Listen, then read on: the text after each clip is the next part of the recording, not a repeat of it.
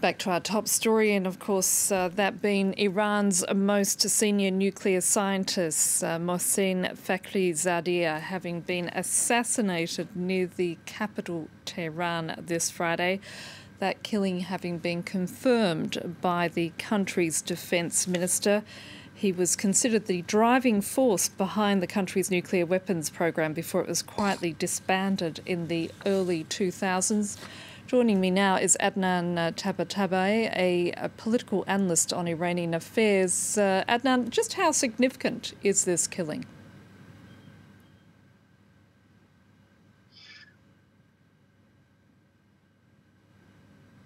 It is certainly significant to have an assassination carried out not in a third country, but in fact on Iranian soil. So that's certainly significant. With regards to the impact of that on Iran's nuclear program, I would have to say, though, that is far more institutionalized, organized, and in fact well established, as to believe that this would, for example, now really mean Iran is no longer able to further its nuclear program. So I would make that differentiation here. How do you think Iran will respond to this assassination? The one thing that becomes really clear when listening to Iranian officials in the past months and actually throughout the Trump campaign has been that they are aware that these kind of actions, which they believe are carried out from outside, so by the US and by Israel, for example, are designed to either drag Iran to the negotiating table from a weakened position or to drag Iran into committing a huge mistake, which could lead to an all-out war. So I think Iran will not react immediately and define as some sort of revenge similar to what they have defined for Qasem Soleimani when they said that the revenge for his killing would be to work on ousting the US from the region rather than having an immediate reaction. Now, of course, we're in the last days of the Trump administration, and Israel so far has not yet commented, but the Iranian foreign minister says Israel was likely behind the killing. So all fingers do seem to be pointing in the direction of Tel Aviv, don't they?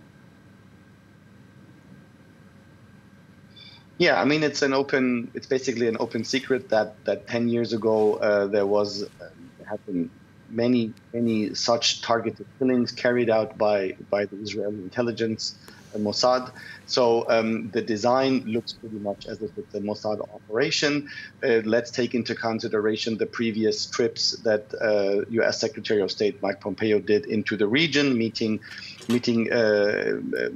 having meetings in Israel and in Saudi Arabia, and some of that was viewed as being the preparation of some sort of attacks on Iran. And this could possibly be one of those operations that had been discussed or arranged. But obviously, we will have to wait and see whether that is really the case. But what does it mean for the incoming Joe Biden administration? How is that going to impact their approach on what to do with Iran? Yeah, it goes without saying that makes any prospect for a smooth return to the JCPOA or a smooth resumption of diplomatic communication between Washington and Tehran. This makes it even more complicated than it is anyway. And I think it is exactly designed to do that. Opponents of Iranian-US rapprochement of any sort do also exist inside Iran, of course, but they are also in the US. The Trump administration wanted to make sure that the Biden administration can do nothing in that regard. So that is obviously one of the aims that we have to view as being the rationale behind that attack. Just finally, Adnan, is there, as a result, given what you've just been saying, is there any way to come back from this to ensure that there are no further sort of hostilities or violence resulting from this killing? The important point would be to see how Iran reacts to this. And I guess if we do not see an immediate response of in any shape or form from the Iranians, or a very, let's say, mild response. It's up to speculation what that could mean, but if we see Iran not reacting to that with immediate action, that should be read as a sign that Tehran will try, regardless of this incident, to see whether there is a way with the Biden administration to return to some terms of the JCPOA and to gradually end this heightened tension. But that would in fact require that people are aware of Iran's decision to do so. So the messaging that's going to happen between now and the inauguration of Joe Biden will be extremely important in this regard. Adnan Tabatabai, thank you so much for your time.